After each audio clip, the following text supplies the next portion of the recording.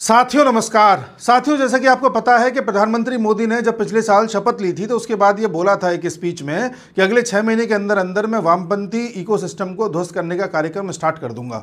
लेकिन एक साल से अधिक हो गया, प्रधानमंत्री मोदी का कोई भी ऐसा कदम दिखता नहीं है जिसमें उन्होंने ऐसा कोई कार्य किया हो। हम ये जानते हैं कि जो ये वामपंथी विचारधारा है, जो ये लेफ्टिस्ट विचारधारा है, ये किस तरह से इस देश के अलग अलग सिस्टम में घुसी हुई है और बड़े स्तर पर इस देश में लंबे समय से ब्रेन वॉश करती आ रही है। और इसका सिर्फ और सिर्फ एक ही उद्देश्य होता है कि कैसे भी इस देश में एस्टैब्लिशमेंट को शक के दायरे में रखा जाए, कैसे भी करके उसको डिस्टेबल किया जाए, ये इनका प्रयास रहता है। अर्थात पूरी बात क्या है मैं आपको बताता हूं। बात यह है कि हाल फिलहाल में सरकार ने, चाहे सीएम के माध्यम से, मुख्यमंत्री के माध्यम से, या अमित शाह जी खुद हों, या अन्य अलग अलग प्रकरण हों, उनके माध्यम से अब ये देखने को मिल रहा है कि जितने भी लोग साजिश के तहत इस देश में अविश्वास का माहौल क्रिएट करने की कोशिश कर रहे थे, अपने एजेंडा को चला रहे थे, किसी भी तरह से लोगों को भ्रमित करने का प्रयास कर रहे थे, वो धीरे धीरे एक्सपोज होने लगे हैं और उनका अब नाम लिया जाने लगा है।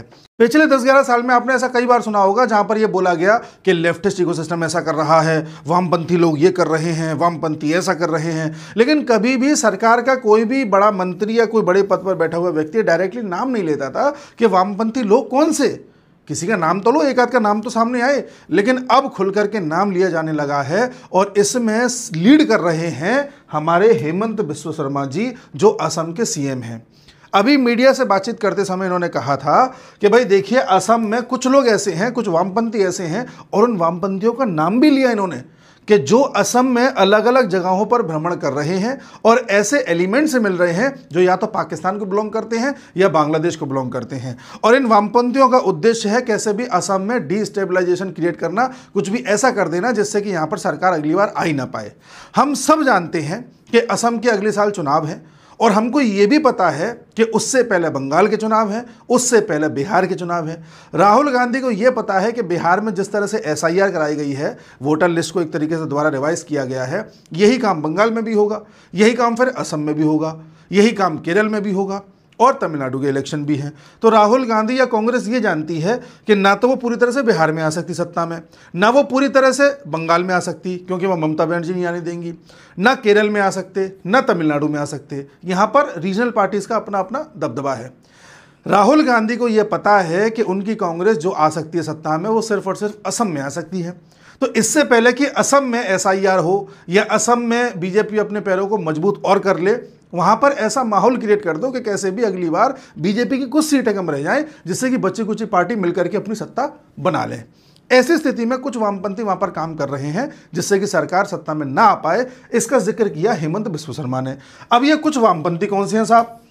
इसमें इन्होंने नाम लिया प्रशांत भूषण, हर्ष मंडर जैसे लोगों का, और कहा कि ये जमात इस्लामी हिंद के साथ मिलकर के, कुछ ऐसे लोगों के साथ जो पाकिस्तान और बांग्लादेश से मिले हुए उनके साथ मिलकर के असम में अपना पूरा का पूरा खेल चला रहे हैं। साथ ही इन्होंने ये भी कहा कि कुछ अन्य लोग भी हैं, जैसे जवाहर सरकार, वजाहत हबीबुल्ला, फयाज शाहीन, इस तरह के लोग भी हैं जो लोअर असम में विजिट करके अपने अपने एजेंडास को आगे चला रहे हैं, ऐसा इन्होंने कहा।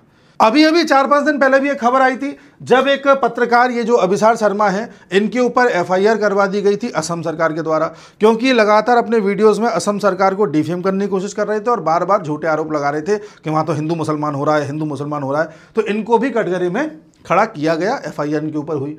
आपको याद होगा, ये वही पत्रकार हैं जो लगातार सरकार के विरोध में एजेंडा चलाते हैं, और इनका नाम 2023 में आया था जब न्यूज़ क्लिक चर्चा में आई थी कि न्यूज़ क्लिक को, एक न्यूज़ एजेंसी है, उसको बाहर से फंडिंग होती है, चाइना से फंडिंग होती है, ऐसा पूरा खेल आया था समझ में, और उसके फाउंडर जो है गिरफ्तार भी हुए थे। तब ये एक बात निकल के आई थी कि इसी न्यूज़ क्लिक के साथ जुड़े हुए हैं अभिसार शर्मा, और कहीं ना कहीं इनके पास भी फंडिंग आती है। इस तरह की बातें तब भी निकल के आई थी, लेकिन मामला फिर दब गया, हट गया, जो भी है। अब एक एक करके चीज़ों को लिया जा रहा है निशाने पर। अब एक चीज़ पर आप ध्यान दीजिए, जो असम के मुख्यमंत्री हैं उन्होंने 2 बड़े लोगों का नाम लिया, एक है हर्ष मंडर और दूसरे हैं प्रशांत भूषण। अब ये देखते हैं कि साहब ये हर्ष मंडर और प्रशांत भूषण कौन है। ये हर्ष मंडर है, ये पहले गुजरात में आईएएस रहे हैं। जब गुजरात में 2002 में दंगे हुए थे तो उन दंगों के विरोध में इन्होंने अपना इस्तीफा दे दिया था और अपना फिर बाद में एनजीओ बना लिया था। उन दंगों के बाद से लगातार ये मोदी को क्रिटिसाइज करते आए। इन्होंने बोला कि मोदी जो है, आप तो जानती हैं किस तरह से मोदी जी को घेरा गया था 2002 के दंगों में, एक एक ऐसे शब्दों का प्रयोग किया गया था जिसको मैं वीडियो में बोल नहीं सकता। और लगातार फिर एनजीओ के माध्यम से उन्होंने प्रोपेगेंडा चलाए कि देखिए हिंदू मुसलमान हो रहा है और सेकुलरिज्म खतरे में है और डेमोक्रेसी खतरे में है, इस तरह की ये बातें करते आए। और सबसे बड़ी बात तो ये है कि इस व्यक्ति के बारे में जर्मनी में बैठा हुआ यूट्यूबर कुछ महीनों पहले वीडियो बना रहा था और सिद्ध कर रहा था कि कितना ज़्यादा ह्यूमन राइट्स के लिए काम करते हैं। और ये भी बताया था कि इनका लिंक जॉर्ज सोरोस के साथ भी है, वहाँ से फंडिंग भी पहुँचती है। और ये दोनों को ही, ये जो जर्मनी में बैठा यूट्यूबर है, इन दोनों की बड़ी प्रशंसा करते हुए बोल रहा था कि तो ह्यूमन राइट्स के लिए बड़ा काम करते हैं साहब। अब इन्होंने क्या क्या किया है अब आपको बताते हैं। 2020 में दिल्ली में दंगे हुए थे। उन दंगों में जो जितने भी लोग पकड़े गए थे उनमें एक लिंक इनका भी कहीं ना कहीं आया था। इन पर एफआईआर भी हुई थी उसके खिलाफ, आपको पता होगा।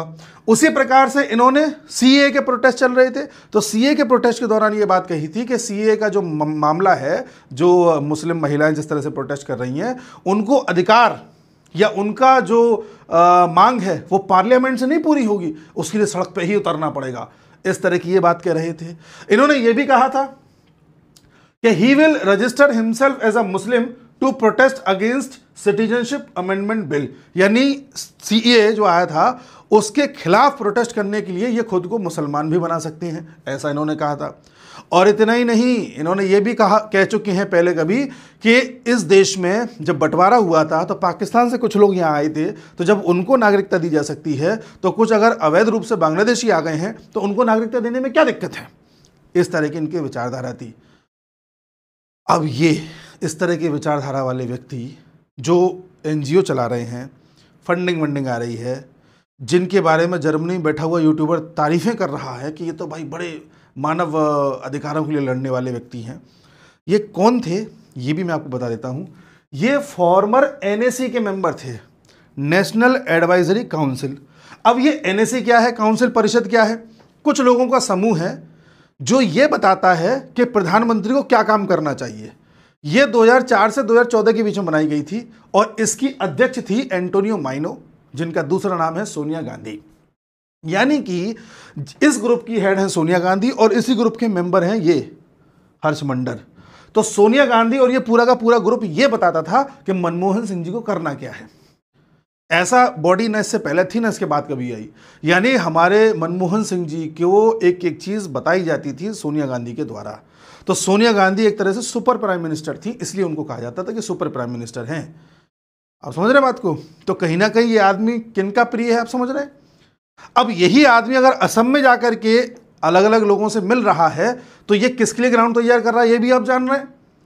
और आप ये भी जान रहे हैं कि असम से पहले बंगाल, उससे पहले बिहार चुनाव में ही इतना ज़्यादा राहुल गांधी ने रायता क्यों फैलाया है, voter list voter list voter list करके। राहुल गांधी को पता है कि बिहार में कुछ नहीं होने वाला, राहुल गांधी को यह भी पता है कि बंगाल में कुछ नहीं होने वाला। उनको ये पता है कि जो होना है असम में होना, उससे पहले इतना खेल कर दो कि असम में फायदा हो जाए, मशीनरी लगा दो अपनी पूरी। ये पूरा खेल चल रहा है। अब राहुल गांधी पे भी आते हैं साहब। राहुल गांधी का सीन ये है कि अभी आपको पता होगा कि राहुल गांधी ने यह बताया था कि इतने वोट कम पड़ गए, इतने वोटों की चोरी हो गई, ये हो गया वो हो गया। तो ये जो वोटों की चोरी के आंकड़े वांकड़े, इतने लाख कम हो गए, उतने बढ़ गए, ये सारी जो बातें बताई थी, ये एक इंसान या एक पूरी संस्था के द्वारा दिया गया एक डेटा था, उसके माध्यम पर राहुल गांधी बोले थे। ये संस्था कौन सी है ये भी जानिए। ये संस्था है आपकी CSDS, यानी कि centre for study of developing societies. ये संस्था है। इस संस्था को जो इस वक्त चला रहे हैं उस व्यक्ति का नाम है संजय कुमार। संजय कुमार ने एक ट्वीट करके ये जानकारी दे दी थी कि महाराष्ट्र में पिछले साल लोकसभा में इतने वोटर थे और विधानसभा में इतने कम हो गए। 2 जगह की जिक्र करते हुए उन्होंने ये उदाहरण दिया था। उसी ट्वीट का उदाहरण देते हुए राहुल गांधी ने अपनी पूरी बातें बुन ली उसके इर्द गिर्द और पूरा कैंपेन चला दिया। बाद में इन्होंने, ये जो व्यक्ति हैं CSDS के जो को-फाउंडर हैं संजय कुमार, इन्होंने अपने उस ट्वीट को डिलीट कर दिया और बोला कि मैंने जो जानकारी दी थी वो गलत थी, मैं उसके लिए माफ़ी चाहता हूँ। मतलब एक आदमी जो गलत जानकारी दे रहा है, बाद में ट्वीट को डिलीट कर ले रहा है, इस आदमी की गलत जानकारी के बिहाफ पे राहुल गांधी पूरा का पूरा कैंपेन चला दिए कि भाई वोट चोरी हो रही है, वोट चोरी हो रही है, वोट चोरी हो रही है। चलिए साहब, इनके ऊपर फिर एफआईआर भी हुई। एफआईआर हुई तो भारत न्याय संहिता के सेक्शन 175, 353, 1B, 212, 341, 2 इन सब के तहत हुई। और यही सब था कि आपने अफवाह फैलाई है, वो सारा कुछ। और इन्होंने बोला क्या था वो मैं आपको बताता हूं। इन्होंने ये कहा था कि रामटेक नाम का एक सिटी है महाराष्ट्र में, वहां पर 2024 के लोकसभा चुनावों में जो टोटल वोटर्स थे वो लगभग 4,66,000 थे, जो घट करके विधानसभा में 2,86,000 रह गए थे। यानी लगभग 38% लोग घट गए थे, वोटर घट गए थे, ऐसा इन्होंने कहा था। बाद में खुद बोल रहे थे कि मैंने गलत आंकड़ा दिया था। ऐसे इन्होंने बोला कि देवलाली नाम की एक वहां पर सीट है, उस पर जो वोटर्स की कुल संख्या थी लोकसभा में वो 4,56,000 थी, जो घट करके विधानसभा में 2,88,000 रह गई थी, जिसमें लगभग 36-37% तक गिरावट आई है। इन्होंने बोला कि मैंने ये आंकड़ा भी गलत दिया था। अब आप समझ गए। तो इनके ऊपर एफआईआर वगैरह हो गई है। वहाँ पर जो नायब तहसीलदार वगैरह हैं उन्होंने कंप्लेंट करी डीएम को, फिर डीएम ने एफआईआर करवाई और इन पर जो है जांच पड़ताल चल रही है। अब आपको मैं बताऊं कि जिस चीज़ के ये को फाउंडर या जो सह निर्देशक है, वो जो CSDS है, ये जो बॉडी है, ये करती क्या है? इस बॉडी का काम है ह्यूमैनिटी से संबंधित विषयों पर अध्ययन करना, शोध करना, डेटा इकट्ठा करना, कहाँ पर क्या चल रहा है ये सब बताना, इसका यही काम है। ठीक है। ये एक इंडियन रिसर्च इंस्टीट्यूट है सोशल साइंस और ह्यूमैनिटीज़ का, जिसको 1963 में बनाया गया था। इसके पास फंडिंग कहाँ से आ रही थी? इसके पास फंडिंग आ रही थी एक और पूरी व्यवस्था से, जिसका नाम है ICSSR, यानी कि Indian council of social science research, भारतीय सामाजिक विज्ञान अनुसंधान परिषद। ये पूरा का पूरा जो बॉडी है, रिसर्च इंस्टीट्यूशन है, इसका काम है कि देश में शिक्षा को लेकर के रिसर्च करना कि शिक्षा में और क्या बेहतर हम कर सकते हैं, और जगहों पर रिसर्च करना कि कैसे हम बच्चों को फ़ायदा पहुंचा सकते हैं, उनके लिए और क्या कर सकते हैं, किस तरह से हम इनोवेशंस में मदद कर सकते हैं बच्चों के लिए, वो सारा कुछ। मतलब शिक्षा से जुड़े हुए अलग अलग पहलुओं पर रिसर्च करना और बताना सरकार को कि क्या किया जाना चाहिए। ये डायरेक्टली मिनिस्ट्री ऑफ एजुकेशन में आता है, धर्मेंद्र प्रधान जिसके अभी मंत्री हैं, और पूरा का पूरा जो फंड आता है इसके पास वो सरकार की तरफ से आता है। इसके पास जो फंड आता है, ये इस फंड का थोड़ा बहुत डिस्ट्रीब्यूशन अलग अलग बॉडीज को कर देता है कि तुम जरा शिक्षा का ये वाला मामला देखो, तुम मीडिया का ये वाला मामला देखो, तुम पॉलिटिकल पार्टीज का ये वाला मामला देखो, तुम ये देखो, ऐसे करके। तो इसी ने, इसके पास जो फंड आया था उस फंड का एक हिस्सा अनुदान के रूप में दिया था CSDS को। और CSDS में एक तरफ से सबके सब वामपंथी भरे हुए हैं। योगेंद्र यादव को आप जानिए, लगातार सरकार के विरोध में किस तरह से बोलते हैं। योगेंद्र यादव अपने आप को सेफोलॉजिस्ट कहते हैं, चुनावी विशेषज्ञ कहते हैं, और उनका खुद का कहना यह था कि हमने तो 2022 में अखिलेश यादव के लिए ग्राउंड तैयार कर दिया था, अब वो भुना ही नहीं पाए तो हम क्या करें। किसान आंदोलन के नाम पर जो उन्होंने ग्राउंड तैयार किया था यूपी में, ऐसा वो कहते थे योगेंद्र यादव, जो इससे जुड़े हुए हैं। इसके पास पैसा कहाँ से आया? यहाँ से आया, जो मैंने भी आपको बताया। अच्छा, इसने जो ये ICSSR है, इसने 2021-22 में लगभग 4.5 करोड़ रुपए CSDS को दिए थे, 22-23 में लगभग 4.5 करोड़ रुपए CSDS को दिए थे, और उसके बाद 23-24 में लगभग 98 लाख रुपए CSDS को दिए थे। मतलब लगातार ये सरकार की बॉडी एक ऐसे CSDS को पैसा दे रही है जो वामपंथियों से भरी हुई है, और वो क्या मुद्दा चलवा रहे हैं? वोट चोरी, वोट चोरी, वोट चोरी। तो क्या धर्मेंद्र प्रधान जी का ध्यान नहीं गया इस चीज़ पर? सरकार का ध्यान नहीं गया इस चीज़ पर कि इनके पैसे का उपयोग कहाँ हो रहा है? यहाँ सरकार की एक चूक है, मोदी जी का ध्यान नहीं गया। क्या है क्या नहीं है कहा नहीं जा सकता, वो ज़्यादा जानते हैं हमसे। बट एक लिंक ऐसा है कि CSDS का जो आंकड़ा उपयोग करके राहुल गांधी पूरा नैरेटिव चला रहे हैं, वो आंकड़ा CSDS तब जुटा पा रहा है जब इनके पास ICSSR से पैसा आ रहा है, जो कि सरकार की बॉडी एक तरीके से। अब आप बताइए, इसलिए असम में बैठे हेमंत बिस्व शर्मा को रिएक्ट करना पड़ रहा है, क्योंकि राहुल गांधी की पूरी योजना, उनसे जुड़े लोगों की पूरी योजना अब यही है कि कैसे भी असम जीता जाए। और असम को जीतने के लिए कुछ नहीं करना, बीजेपी कुछ सीटें कम कर दो, बीजेपी पूर्ण बहुमत में ना आ पाए, बाकी सब दल एक हो जाएंगे, क्योंकि सबके अपने अपने इंटरेस्ट हैं, अपने अपने हित हैं। ये पूरा खेल है साहब। अब आप समझ गए। हेमंत बिस्वा शर्मा ने जिन लोगों के नाम लिए, अच्छा इसमें एक प्रशांत भूषण रह गए, मैं आपको बताता हूँ।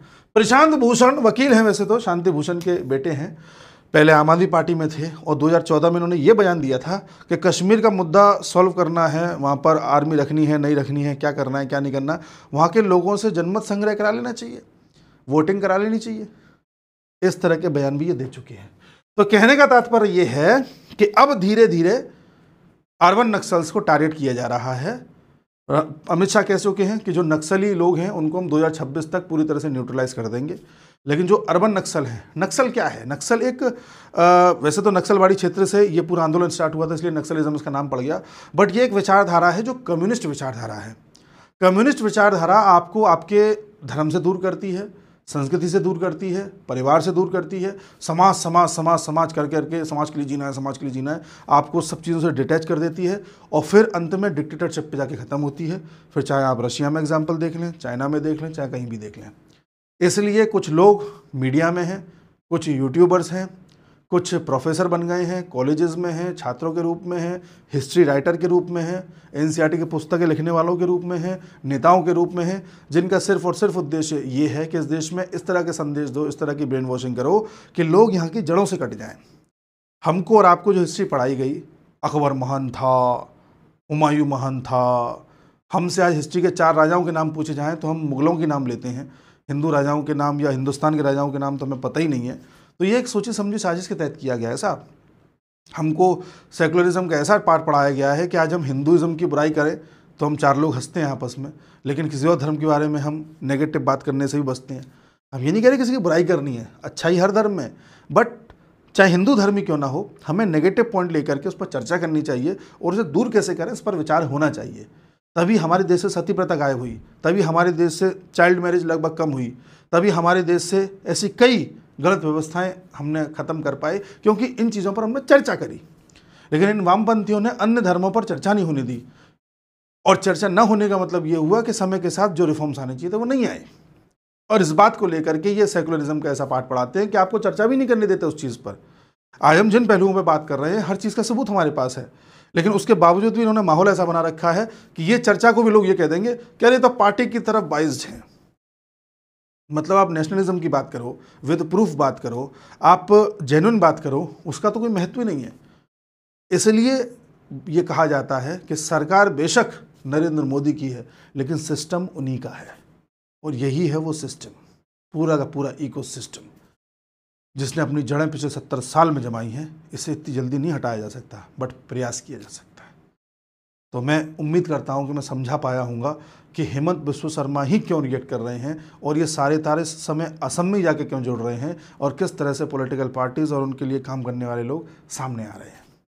मिलते हैं आपसे अगले वीडियो में, तब तक के लिए नमस्कार।